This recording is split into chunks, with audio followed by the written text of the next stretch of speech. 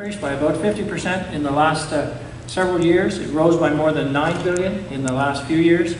And we know that we have huge structural problems. We know we have fundamental changes we need to make. And we're going to be working towards that. This is the first step. Well, really, it's actually, it's not the boldest budget that we have seen, but, you know, it's on the path to being a bold budget. We are hopeful that the province will keep its promise to get back to balanced budget by 2014.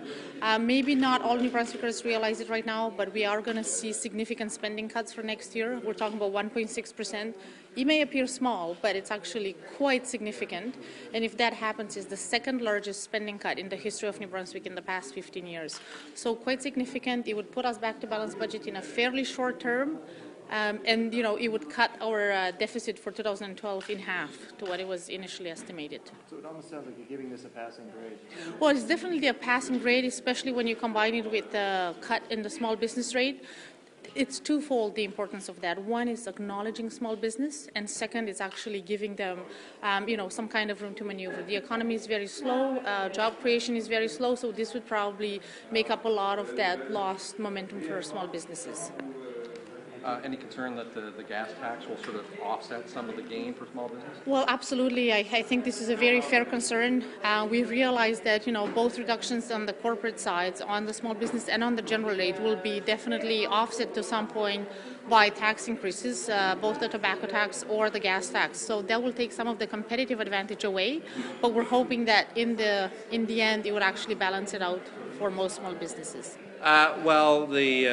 A little disappointed today. This is a nickel and dime budget, frankly. It fails to achieve the goals of reducing the debt, and it also raises taxes on the average taxpayer. We are pleased today to see that the government, you know, listened to taxpayers and didn't raise the HST, but overall I think this budget misses the mark and is frankly just nickel and diming taxpayers.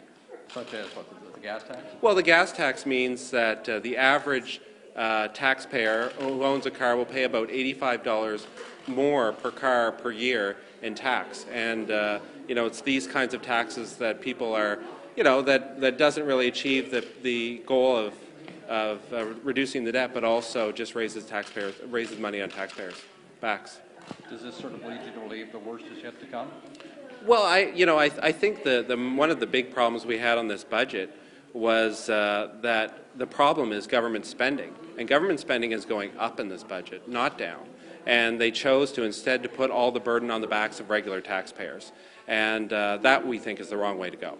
And prevention of violence, all the issues that affect us, and in fact it goes against a promise made in the platform, in the Premier's platform, that stated that it would collaborate further with the Advisory Council to ensure the inclusiveness of women in decision-making process. And in fact, today it abolished the council, so it's going back on its promise. And what we're asking is for the Premier to revisit that decision.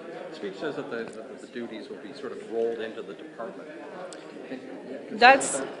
Unfortunately, that won't be the case because the mandate is very different. The Advisory Council was an arm's-length organization, and the Executive Council office is under the government, so it loses that independent function. And furthermore, there is a cut of $340,000. So really, not only is the budget severely cut to women's issues, but also it's a cut in the mandate, and it loses the independence. So it is an abolition of the Advisory Council.